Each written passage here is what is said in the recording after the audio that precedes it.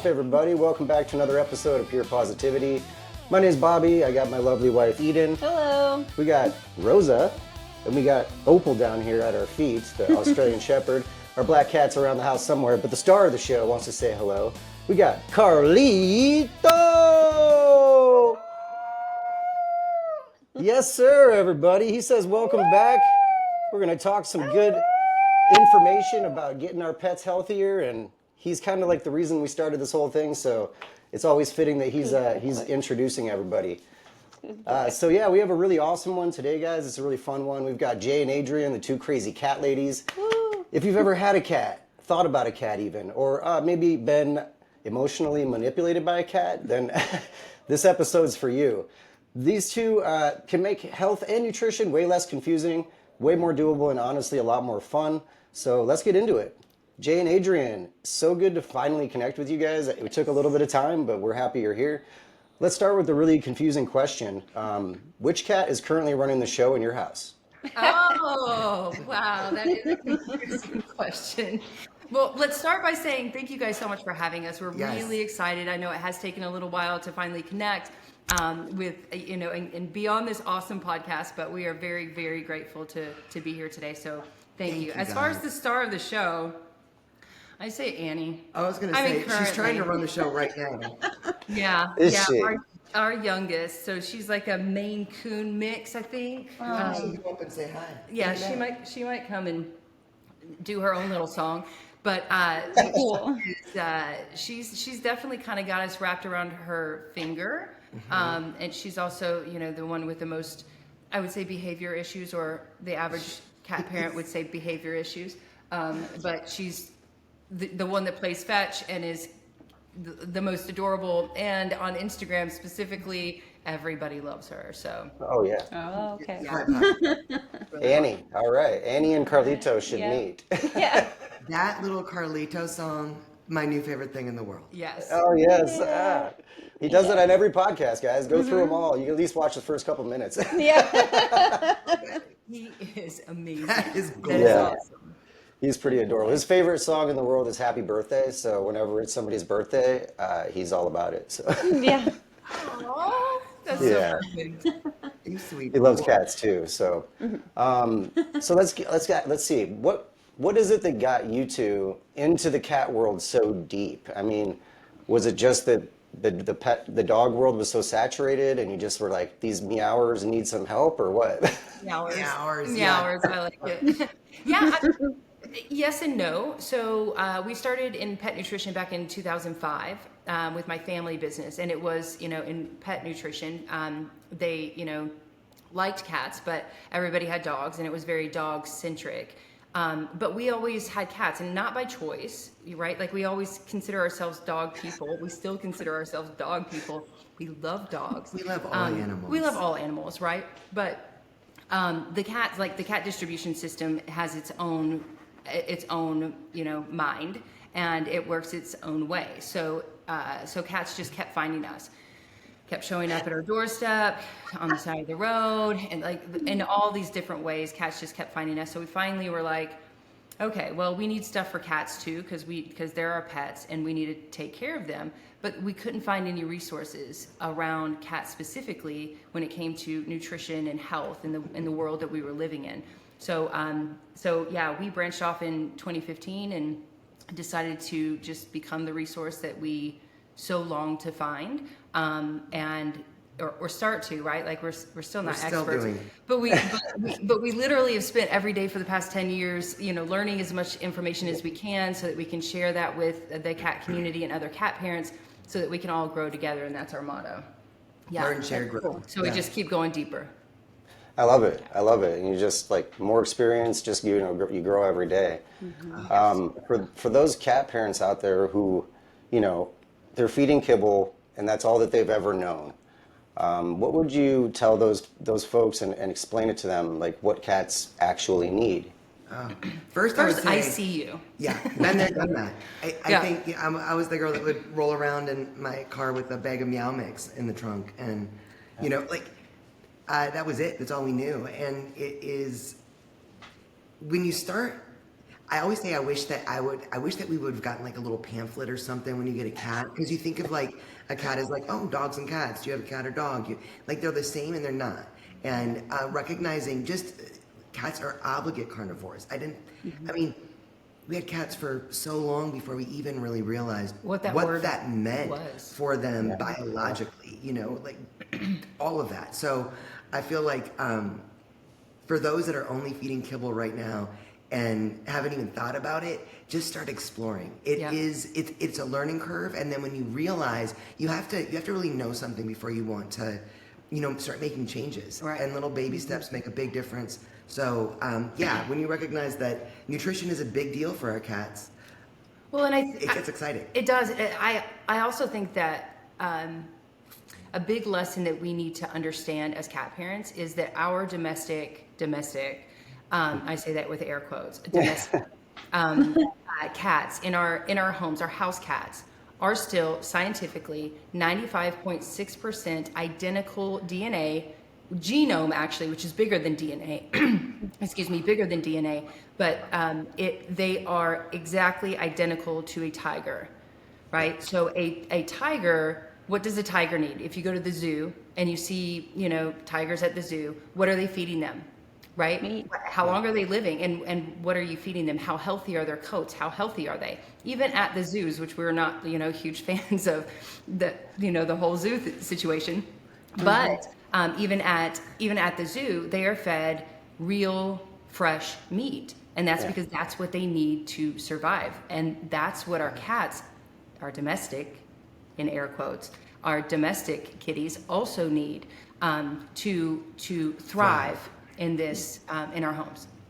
Yeah, Absolutely. and that's a really simple way to just break it down. It's not easy, but it is simple, and that's a great breakdown for, just the ones that were just like us, who we didn't know any better at all, but we just did the best that we could until we did know a little better, and then that's where the choice is made. And what you guys do for just spreading the word and the awareness and the education and just doing it all for from the good of your heart is it's inspiring. So just thank you for what you do. Thank you. I think it was Dr. Karen Becker that said, and resonated with me, she was like, why would we feed our dogs and cats anything other than dog or cat food, and what we think of that. So I love this fresh feeding movement that's really starting to grow. It's really starting to move the needle. It's really starting to change lives, save lives. And it's exciting In to the dog see the world, difference. though, right? Like, can More we so say in the that? dog Can we world. say that? Because the recent study that came out from Susan Dixon over the past year, right? Like, it is phenomenal and beautiful, absolutely beautiful, that the dry food, pet food industry, dry food kibble industry, has declined by a significant amount, and the fresh food, or by fresh food I mean in the refrigerator section, foods have grown by like 18%. Like this, that is massive in a year, right? That is massive numbers for the amount of dogs in the country, right? Because this was in the U.S. But that is massive. That means that change is happening. That means that voices like yours, voices like all the people in the industry that are speaking up, that are giving the knowledge and sharing the science that is coming out all the time now, that's making a difference, right?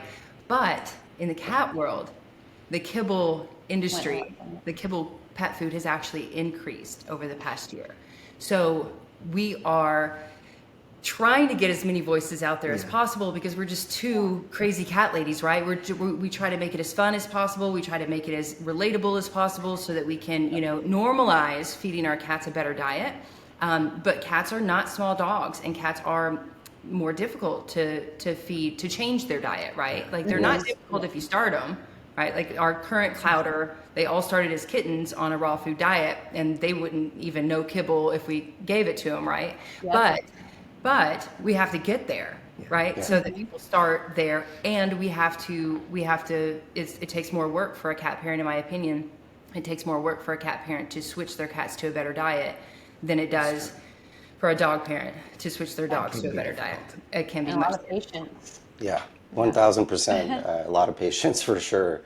And it is just harder. It just is harder to transition a cat, and so when it comes down to it, do you think that it's just a lot of fear, right? People don't want to hurt their baby, and so they're just scared. So they just do what they've always done, and that's where what you guys are doing is groundbreaking, because it gives them a little bit of permission to trust themselves, to trust their cat, to trust nature, and not that you guys are the end all be all, but it's like, it starts to like have people be like, okay, I can do it. Right. Yes. Speaking to the fear, so I think it's a couple things. Number one, I think, yes, the fear is real, and I'm going to get to that. But I also think we had so many people say to us in the pet health community that they're like, well, someday I want to get a dog, but I'm going to start with a cat because they're so easy. So there's this convenience companion aspect to cats. Like, they're fine, loaf on the couch all day, put down a trough of kibble, they got a litter box, they don't need to go on walks. There's that idea. So I do think that that's an element of it. But That the needs to be fear changed. that does need to change, that I think that as cat parents just need to be honest about, right? Because it has nothing to do with how much we love them. We love them and want the best for them, absolutely. But when you recognize that it's going to require a tweak of your normal activities, routines, to be able to provide, more enrichment, better nutrition, those kinds of things, then the convenience companion idea, just coming home to something that loves you, that's what a couch pillow's for. I don't know. That's weird. I don't know. Yeah, but I mean, if you just want something to snuggle when you come home, Yeah. you guys know I what get I'm your saying. point.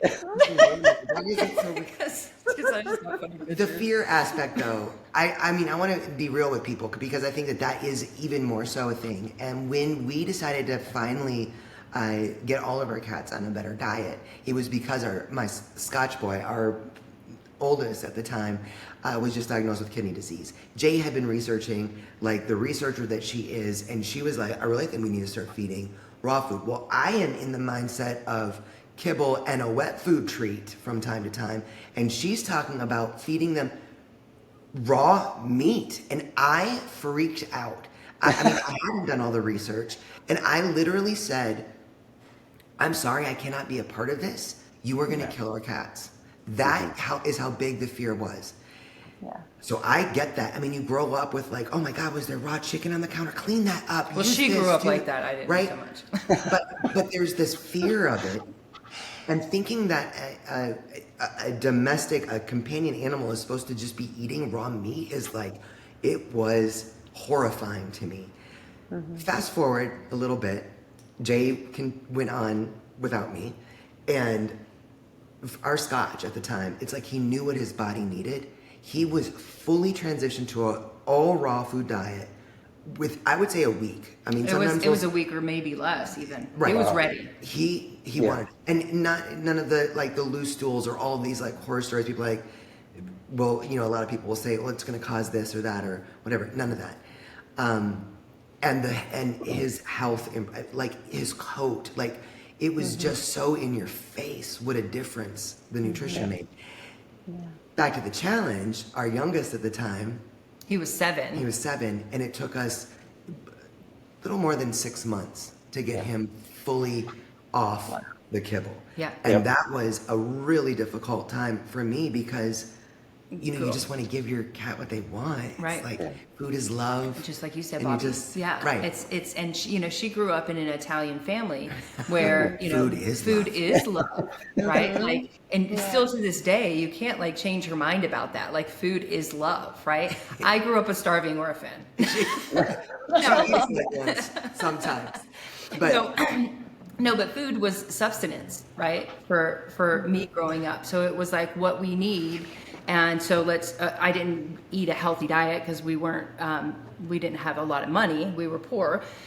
So, we ate a lot of processed foods, but it was what we needed, right? Like whatever mama put on the plate is what, even if it was gross, peas from a can, it was what I needed to consume because that is what I'm supposed to eat, right? to this day, she still doesn't know how to really chew her food. She just swallows.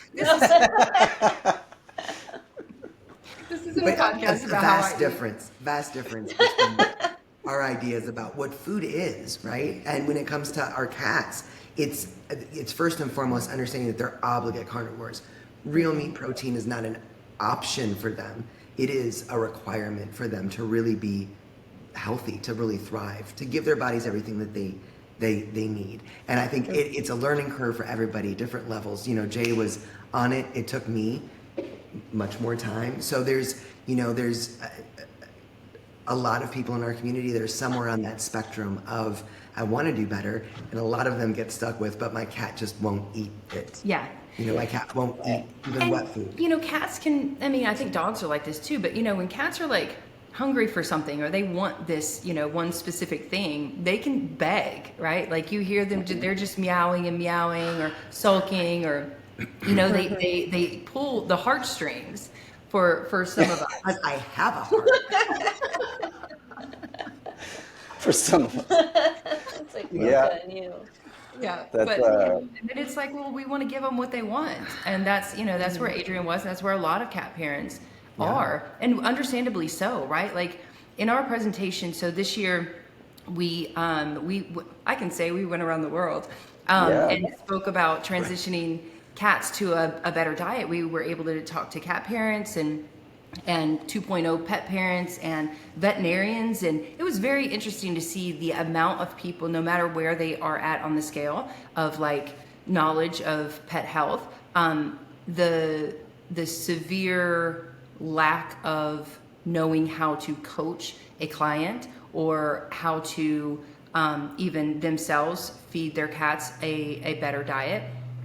It's amazing, but in this presentation, we really talk about things like the patience that it requires and the love that it requires and the patience for yourself, right? Because that's the thing. Most of us will try and maybe try again, and maybe even if, you know, if we hadn't persevered for 6+ months with Pooh Bear, you know, like maybe they try for months and they're just getting nowhere. They feel like they're getting nowhere and they give up. Right? Every little baby step is a celebration, right? Yeah. Like we should be patting ourselves on the back because my cat just ate an organ meat, right? Like they were, I was able to give them just, you know, a little liver and they loved it. That's huge. That's awesome. That's, you know, that let's go from there, right? That doesn't mean tomorrow we need to feed a fully raw diet. Maybe they need to stay on some of that kibble because you can't starve a cat, right? Like they can't be starved. Like our dogs, they can fast for a very long time, but our cats can actually be at a fatal risk if we do that, right? So giving them, you know, just tiny bits over time is huge progress, and it will extend the lifespan of your cat, just making those tiny changes over time. But it does help to have support too. You know, it helps to really understand why you're doing it, what's motivating you to make these changes, not just because you're told to. Like, you really have to know for yourself, and then it really helps to have support, and it helps to have a community that can be like, I have tried all of these things. Anybody else have any suggestions? And this community is full of awesome ways that can really, you know, for individual cats, every cat is different, you know, something that may have worked really well for them. So Cool. No, that's exactly what it is. It's just more and more people sharing their story. Like, thank you for sharing yours, because other people, you know, tuning in are just like, they might be in the same spot that you were in with your fear.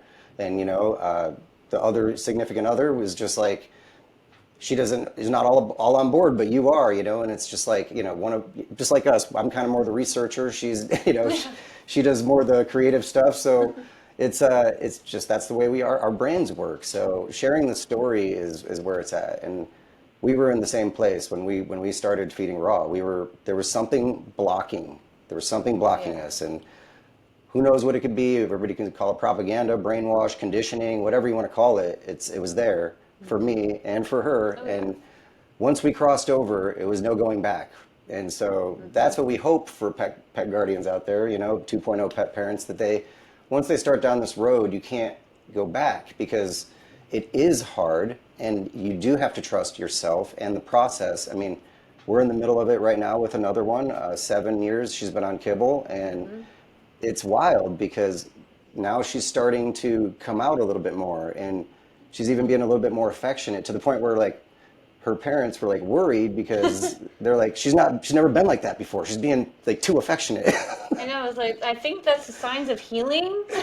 Like she's happy. Yes. You know, in our presentation, we have a piece about the gut-brain axis and how how you can often see by switching your cat's diet to a species appropriate diet, you will often, and we've seen it so many times, you will often see behavioral changes in a positive way, right? Like cats that become less shy or scared, cats that become, you know, more loving, and it's just, I mean, even, you know, I thought it was interesting when we were doing the research for this too, that there's more than 30 different idiopathic diseases the cats suffer from, or issues, right? Meaning we don't know what causes it. And you gotta wonder how many of those would just fall off the list. Disappear. If our cats were given, you know how much we as humans, and more comes out all the time now, how much food impacts our mood, even, you know, our stamina, our energy, our hormones, our, you know, like all this stuff that it impacts, what we put into our bodies does matter. And you think about giving a cat who is an obligate carnivore no biological requirement for carbohydrates. Yes. A very, you know, most of these kibbles are 45+% carbohydrates with very little moisture. We're feeding them biologically inappropriate food. And And so what does that do, right? Like, what does it do to us? Even our conventional doctors these days will say, if you go in and you are like high stress or you have like behavioral issues, right? They will say, what's your diet, and how, you know, what are you eating? Maybe you should lay off the carbs a little bit, or you the know, sugar, or the sugars a little bit, right? Which, you know, basically same when it gets into the body and, you know, turns into glucose, right? But you know, that's the thing when it comes to like these idiopathic, or I mean, most diseases, right? But specifically diabetes, the kidney idiopathic, disease, urinary tract issues. but specifically the idiopathic issues, right? Like what's the main source behind all of that? Inflammation. And what are we feeding when we're feeding a high carbohydrate diet? Inflammation, right? For ourselves and for our cats. So it's you know, it's getting the knowledge out there that, you know, even though for the past, you know, I don't know how 75 years or whatever that people have been feeding kibble to their to cats versus like just indoor outdoor, they're getting their own prey.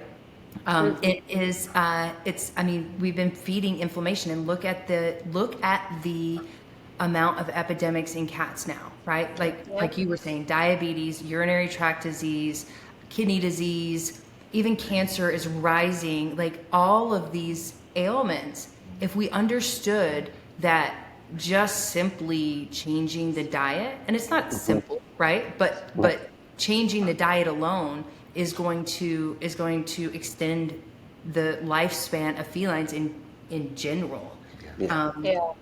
It's, I think it's once we get there, once we have the knowledge out there enough, then we have more people, you know, wanting to make some changes, and then you know, then we'll get the pet food companies making changes, because that's kind of what's happened in the dog world, right? They have to listen to the consumer. They're listening to the consumer. Yeah, no, and they already are starting to make some changes, pretty big changes in that field, you know. But before I forget, because this is kind of like right on topic with what we're just talking about right now, what you guys have on December 9th, you have a live stream. Can you tell us a little bit about what that's all about? From Kibble to Carnivore, right? Yes. Right. Yeah. So that's our presentation that we've been sharing this year, and we want to share it with our community too. Right. You know, we've gone to different events, different conferences, and it is so exciting. Just that, I think, you know, and maybe you guys can relate to this. Sometimes you kind of find yourself in a little echo chamber. You think you're repeating yourself. You're, you know, preaching to the choir, whatever it is. But it's been phenomenal to me to be at these live events with community members, and really, it's like they're hearing it for the first time. They're asking really thoughtful questions. They're, you know, specifically, you know, they're specific cats. They're like, do you think it could have anything to do with? And you know, not everything is nutrition. Everything, you know, kind of works in an ecosystem, as Rita Hogan says. So true, but food is foundational, and it's been so exciting. So we really want to bring this presentation, as we've been doing it, to our communities, our online communities. Yeah. And share it. So we're going to go live and give the presentation for free to everyone so that we can start to move that needle, right? Like that's what we really want to do is like, let's just move the needle. We've got to. It's like when you find something that's really awesome, you really want to share it with people. Everyone's like, "Well, you make raw food." No, we don't. We don't make raw food. We will never make raw food. That is so difficult. But so exciting to see how many small companies, awesome manufacturers are really starting to create cat-specific diets too, right? Formulating for cats, and how many resources there are, like the animal diet formulator out there with real professionals like the beautiful Dr. Susan Rucker that will walk you through how to formulate at home if that's the way that you want to go. So many resources that did not exist 10 years ago. So the needle is moving, and it is really exciting when you realize something is awesome, you just want to be like, wow, try this. Yeah. You know? I have to say it was absolutely mind blowing to us when we were in Spain and we were speaking at the Raw Feeding Veterinary Society. We're like, okay, this So is our intimidating. presentation. So intimidating, big names. Oh my god. Right? Like, oh my God. I was shaking for the first 10 minutes. I was like trying to hold my hand. I was shaking. But I mean, we're talking to veterinarians, right? We're talking that are part of a raw feeding veterinary society, and we're trying to tell people how to transition. We're like, oh, this is dumb. And we're giving science to scientists, right? Like, it was like, oh God, it was like imposter syndrome, like to the max. But I have to say, when we got done, there was an entire a line of veterinarians and holistic practitioners waiting to talk to us, to ask us questions. That is how Really dire exciting. the need is for our cats, right? Yeah. Our cats need more attention. I believe they deserve more attention in the nutritional field for sure. 100%. Absolutely, and we just need more information, just more people that can do these things and try it out, because it's just trial and error. But I mean, very rarely would a whole food, especially a fresh food, cause something really, really bad to happen to our babies. And so that's something that can hopefully relieve a little bit of fear there, because you're just giving them what their system needs, is what it's biologically supposed to have. But I just love that you guys are going to be putting that out there for free, live stream. So check out your guys' channel, your website as well, because I'm sure you're going to be putting up the time and letting everybody know on your Facebook and your YouTube. That's just awesome.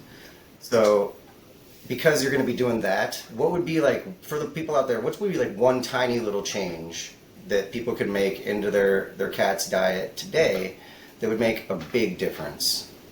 Well, so step one, really, if we're kibble only diet, right? Like we're feeding a kibble only diet. Step one is super simple.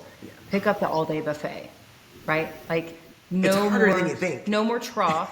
No more trough. Don't let your cats just, eat. They're not cows. They don't graze. They're not meant to graze their food, right?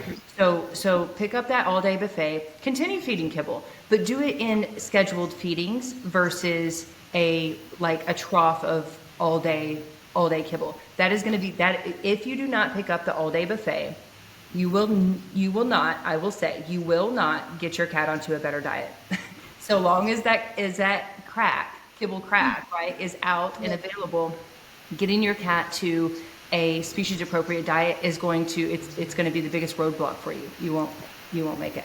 I want to go for someone who's maybe not even necessarily ready to start transitioning their cat, and that's where they're at, but they're like, oh, I do want them to have a good diet. I gotta steal Dr. Susan Rucker's idea of one little thing that you can do that adds a bit of fresh to their bowl is give them a sardine a couple times a week. Like you're giving them some awesome nutrients, some awesome Omega-3s. right? And it's something that I think it really helps too once us humans start seeing how much they enjoy something that is healthful for them. So yeah, I think Jay is right. If you're ready to go, start by picking up the all-day buffet and start doing little scheduled meals throughout the day. Look at your schedule, and do something like just adding a little bit of fresh to the bowl, like.